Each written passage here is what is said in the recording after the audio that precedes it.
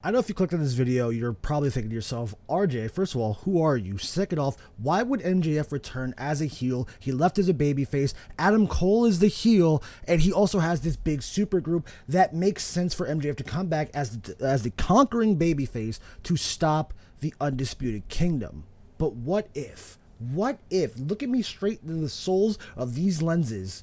What if we're just simplifying a story because we want it to make the simplest amount of sense possible? Stick with me. Hi guys, my name is RJ, welcome to the Main Event RJ channel, and I want to talk about MJF for a second because MJF has done something to wrestling that really hasn't been seen in a while. Now, MJF, if you don't know, is probably one of the most annoying heels to deal with. He talks shit to everybody, the crowds, the people, the officials, everybody. Anybody can be insulted. Anybody can be told that you're fat, lazy, and ugly. It's just something that he does. But what MJF does also do is back it up in the ring by being a consistently good worker. And most recently in 2023, he had one of the, in my opinion, best storylines I've seen since I've returned back to wrestling, and that is the friendship he made with Adam Cole. Now, Adam Cole was, the babyface. He was the guy. He was, hey, I want my title opportunity. MJF was, you're skinny and ugly. Like, that was just the thing. That was the dynamic they had. So when they went into a can they coexist storyline for the tag titles while MJF was still world champion, made everybody collectively groan. We all assumed we were going to see the same thing. They either win the titles, they get bored of each other, they start bickering, they fight, they turn, they lose the titles, whatever. They go into the big match for the title. Or they don't win, one screws the other one over, probably MJF screwing over Adam Cole, then, heel shenanigans, boom, Adam Cole wins the world title because, well, F that guy, he's annoying. But they didn't do that. They changed the can they coexist to, well, kinda, because they started becoming friends. And not just friends, best friends. If you go back and rewatch those segments, those two were actually becoming closer and closer as humans, all the way down to just their very basic interactions. They were actual friends. And that was the whole storyline. MJF learning to make friends, friend, and trying to understand what friendship is. He never had that as a child. He never really had friends, so why would he ever need them? And he took that idea into his wrestling. I can just buy my way to the top. I don't need friends. I need to get ahead. And Adam Cole, for some reason, stopped this. What I love about the storyline is that they never at one point tried to treat us stupid. They said, listen, somebody's probably going to turn on the other. And they teased it every week. Was it Adam Cole? Was it MJF? MJF had gotten so over, he had to flip being one of the grossest heels that was throwing water, I heard it was actually alcohol, on a child during a match to being cheered for doing the most basic of moves. These two got over a double clothesline. That is something that just doesn't happen today in wrestling. It is so interesting to go back and study and analyze. So when we all knew that the turn was coming and with the devil being introduced and we all knew it was Adam Cole, there was still a shred of hope that it was somebody else. And that's a video I want to do for this channel. I want to go over the devil storyline. I want to fantasy book it. Not today though. But I want to show you an image, and God, I hope I can find the image of it, because if I can't, then this is all a moot point. The face MJF made after the reveal of Adam Cole was not one of, I knew it or acceptance. It was actual, genuine heartbreak. And even the moments after, MJF didn't get to confront Cole. MJF got a knee to the face from Roderick Strong and then was gone. He's off the AEW page. He's lost his world title. He's nowhere to be found. He's still recovering from an injury. So it makes the most sense for him to come back and just go, yeah, I am their scumbag still. You took me away from them, and now I have to stop you because you hurt me. Now I have to hurt you and take everything away from you because at World's End, you took my title, my people, and everything. So here's the fight. It's a blood feud. It makes sense.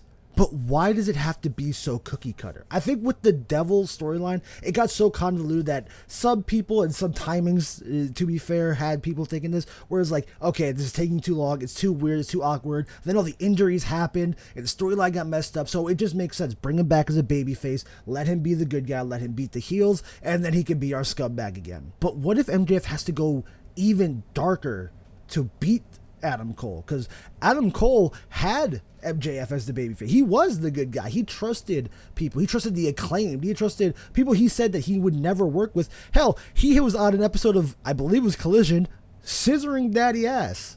Sentence I didn't think I was gonna have to say out loud. And all of it resulted in him getting stabbed in the back. So why would he, as someone who said it from the very beginning, you don't need friends, you just need to get ahead, why would he come back to just, hey man, I trust everybody still. I wasn't hurt by anybody. I didn't get kneed in the face by my best friend's real best friend. I'm just gonna be your scumbag and win the title. I feel like for the MJF character, it makes sense for him to go lower. He goes back to talking shit to the crowd. He's very angry. When he looks at the crowd, he goes, what? I didn't do anything wrong. I did everything right, and all I got was what? A few cheers when I came back? I want what I want back. I want my Triple B, and I want Adam Cole to suffer. So how does he do that? He hires goons again. He starts talking shit to everybody to make sure people are talking about his name again. He cheats to win to get up the rankings. He does everything in his power to ensure that Adam Cole will never be AEW champion. But he can't truly do that as a babyface. So when they go low, I'm gonna get lower. Now there are a few things about this idea that even I, as I was scripting it all in my head, didn't like. Like, one, the world champion picture has changed dramatically. I mean, at Dynasty, we're probably going to see Swerve Strickland beat Samoa Joe. Even if he doesn't beat Samoa Joe, odds are MJF Samoa Joe is gonna feel like it's going to be a rematch, right? I think that'd be what, Samoa Joe MJF 3, but the rematch itself would feel more like, what we saw recently with Wardlow and Joe, where it's like, Joe's not dropping out of Dynamite. Even if the pay-per-view is big, it's going to feel like, well, the title changes wouldn't make too much sense narrative-wise, even if they do some weird, 2-week story with Adam Cole and he beats him and it's something dumb. Even then, I don't think that MJF and Adam Cole need the world title necessarily. I think the world title being around them is more of the story than actually one of the two holding it. I think one of them holding it would have only worked had, I don't know, Adam Cole not shattered his ankle, and also MJF dislocating his hip, and also MJF hurting something else. I think he had another injury. So, I think that idea is just gone. But the stories being told was Swerve and then Hangman.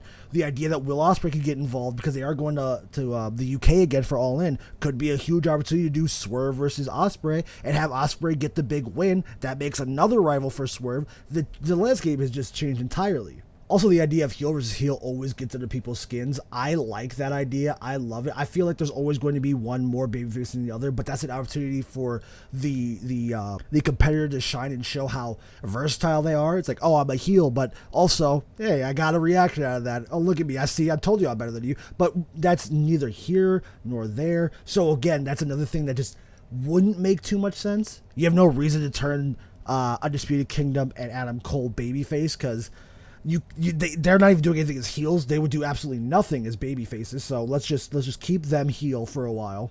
And I think the biggest issue I have with it would be the aftermath, because AEW has a very weird, I will say, problem where they have a good amount of heels, a good amount, not enough baby faces, and a lot of, and I hate this word, tweeners. A lot of in between, morally wrong victory, but technically the good guy. I mean, look at Hangman. Hangman, first of all, I love it. I'm not going to sit here and complain. I love the anti-hero, shtick in wrestling, so I'm okay with it. I'm okay with there being 7 dudes who are morally gray when it comes to how they win or how they get championships, but after a while, you start to just look like a bunch of, you start to look like a bunch of just I guess you're a champion type things, rather than, oh, the triumphant babyface has beaten the devilish heel. So I can understand that too. Because especially if MJF comes back before Adam Cole's even ready, you could easily have him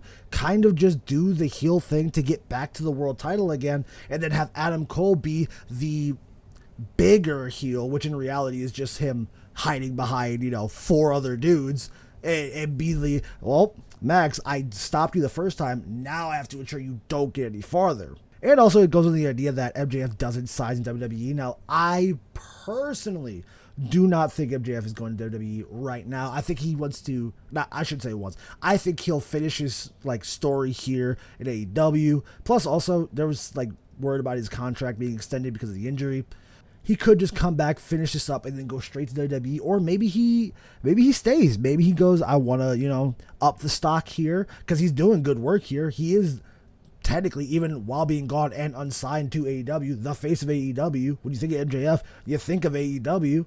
Maybe he just stays until he feels like he hits a ceiling, and then he just goes to WWE, and then he does things there. Like I said, I want to know what you guys think. Heel MJF return, MJF WWE, which I don't think is happening. That's a video in of itself. That would be kind of fun. Or, do we just get traditional babyface, you're my pores MJF, just to make the story kind of tie up in a bow? The Devil storyline got so convoluted that I think they would just take the safest route here, but I would like to see them try something different. If only Adam Cole could stay healthy. Guys, I hope you enjoyed it. I will see ya when I freaking see ya.